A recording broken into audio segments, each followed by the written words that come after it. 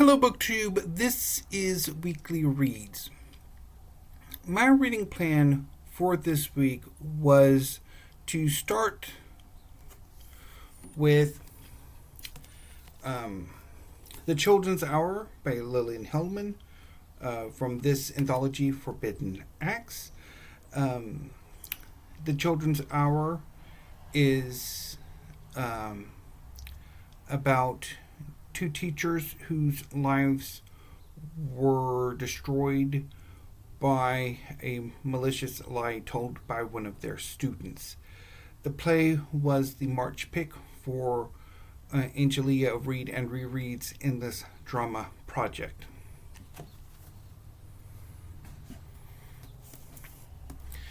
On Saturday, I was going to reread The Women by Clare Luce from this anthology, Plays by American Women, 1930 to 1960.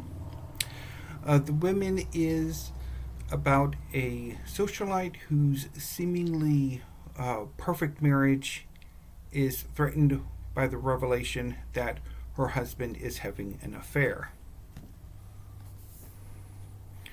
On Sunday, I was going to start on The Safekeep by Yael van der Wouden. This is a novel about a woman who is forced to host her older brother's girlfriend while he's away for a business trip.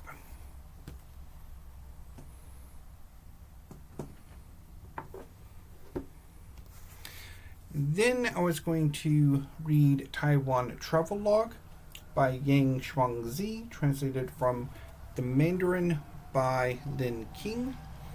This is a novel about a Japanese author who goes to Taiwan for a trip and has a relationship with her interpreter.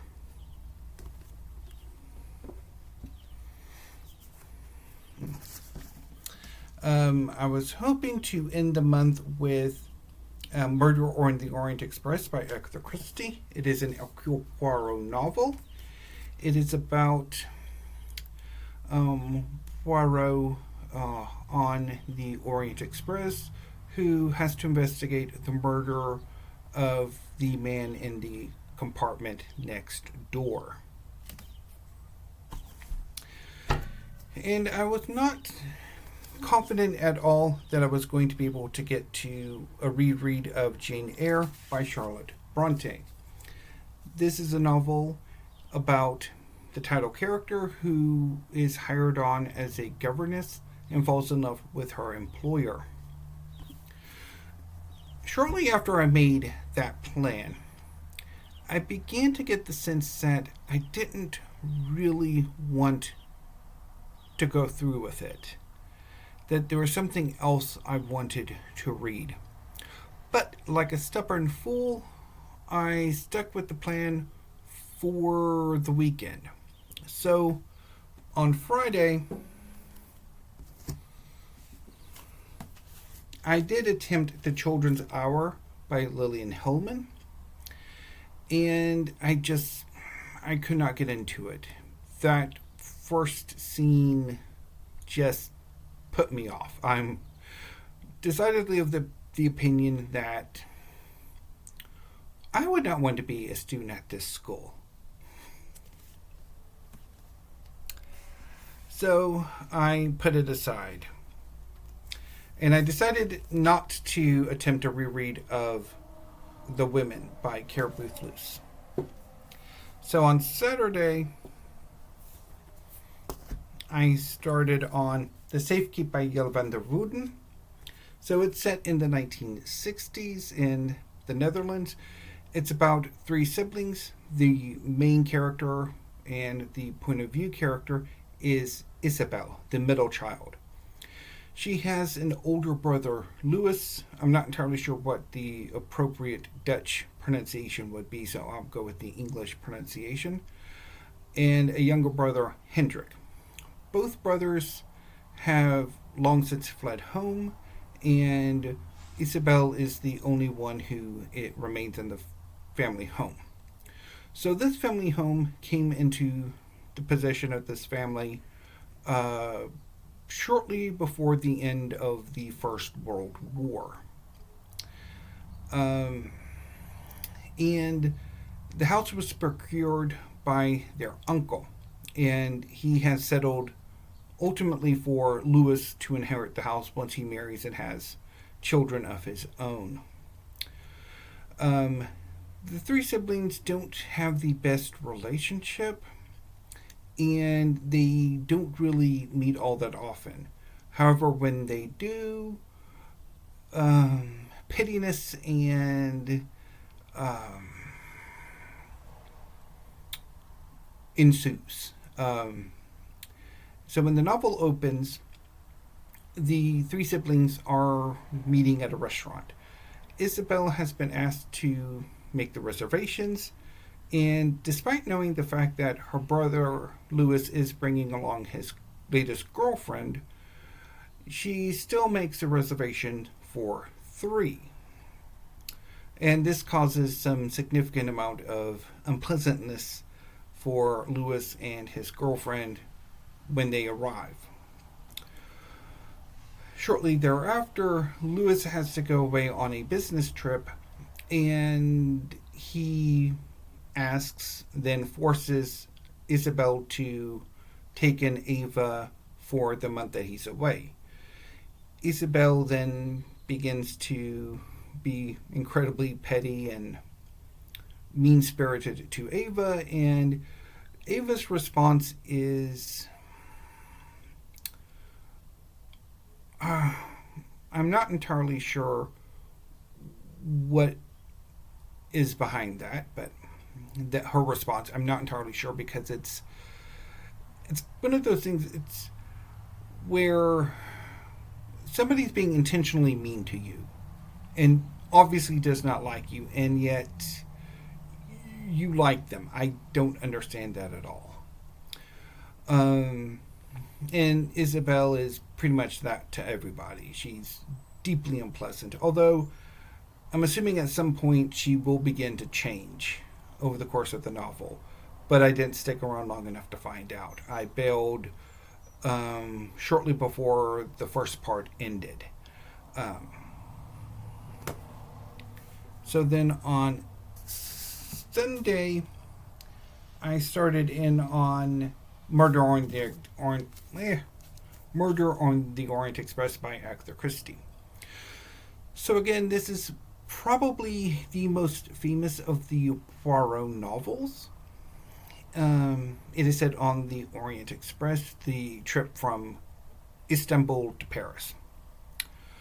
So Poirot is returning from a successful case in Syria, and he intends to spend a few days in Istanbul because he's never been there. However, he is immediately recalled back to England, so he books passage on the Orient Express. However, even though this is the off-season, the first-class compartment is full. On the train, Poirot is accosted by an American businessman who wants to hire Poirot to help protect him from unknown enemies. Poirot has taken against this man and refuses, and shortly thereafter, he is in fact murdered. And he was in the very next room to Poirot's. Since this is the winter, the train is stopped by inclement weather, and Poirot is asked by an executive of the train company to look into the murder. And the solution is one of the most famous in all of mystery fiction. So, like I've said many times, mysteries were my first love when I became an adult reader 30 years ago. But I quickly grew out of it, and I haven't really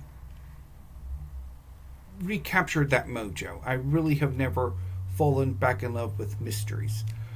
For a period of years, about 10 years ago, I did rediscover Agatha Christie, but that has since fallen away the last few years, and I have found myself struggling to get into anything by her, whether I have previously loved it or not. And this is another example of that. So I don't know if I'm going to participate in March Mystery Madness next year or not. So anyway. And so later on Sunday, I had a go at Taiwan Travelogue by Shaung-Zi, translated from the Mandarin by Lin King. So again, this is about a Japanese author who is invited to travel to Taiwan to give a series of lectures during the Japanese occupation of the island. While there, she begins a relationship with her translator. The gimmick of this novel is that it is, in fact, it's presented as a work of nonfiction, or a work of fictionalized autobiography. And it's interesting.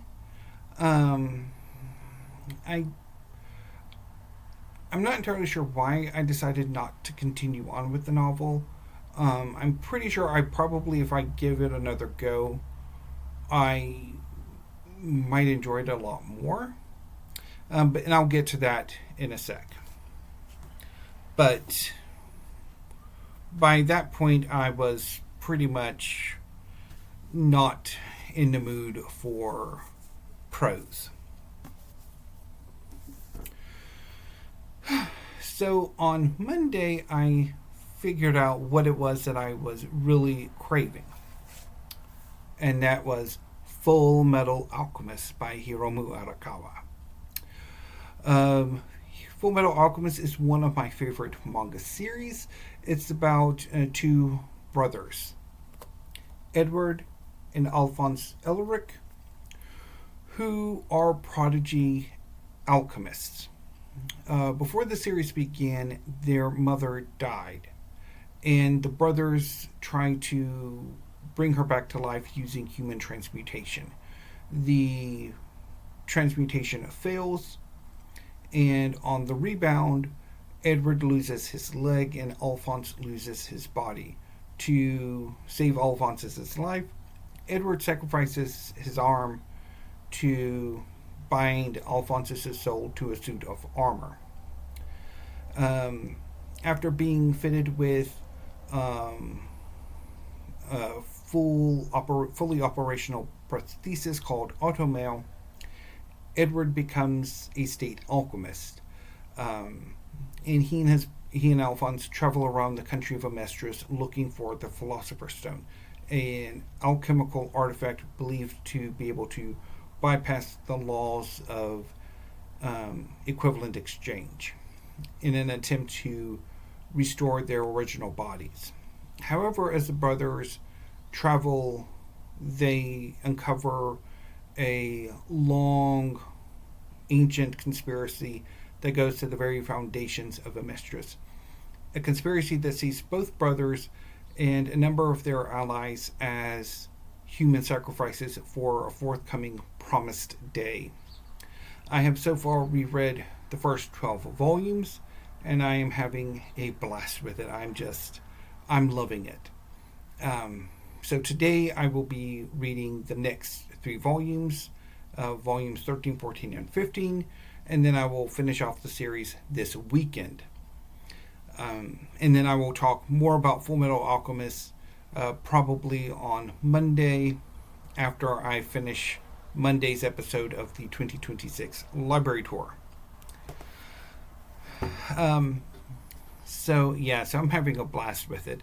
Although I'm also I am bummed by the fact that my earlier plan for this week did not pan out. I'm not entirely sure what that's going to entail for my reading going forward. Is this just a bump in the road, and I will sort of still primarily focus on fiction going forward, or fiction, poetry, and drama going forward, which I had been in something of a kick from the end of last year? Or is this a sign that manga is making a roaring comeback? I don't know. I guess the only way to find out is to wait and see where my reading takes me. But yeah, so that's kind of what's going to happen. Once I finish Fullmetal Alchemist, I'm thinking I might read some poetry. I think that would probably be the best. And then I will talk about April's reading once April comes around. And that will cover Wednesday, Thursday, and Friday. Or Wednesday and Thursday. And of course the rest of the month as well. So moving on to a few other things before I wrap this weekly reads up. So I'm not entirely sure whether or not I'm going to be picking up as much in the way of fiction, poetry, and drama as I have over the last few months, or whether or not I'm going to be refocusing a lot more on manga. Currently, I had a bookcase here. I've moved that back into my bedroom so it can serve to add more manga. But I'm undecided whether or not I'm going to bring it back in here for more fiction, poetry, and drama. I will report back once everything is settled, but in the next week or so, I will be rearranging my library. As I mentioned in the most recent episode of my 2026 library tour, this bookcase behind me is going to be returned to my mother. She would like to use it for an entertainment center. And I'm going to be getting 2 new bookcases to replace that one bookcase. They're going to be like those 2 right here. Yeah, these 2. Basically, I'm going to get 2 more of those and then put them back there.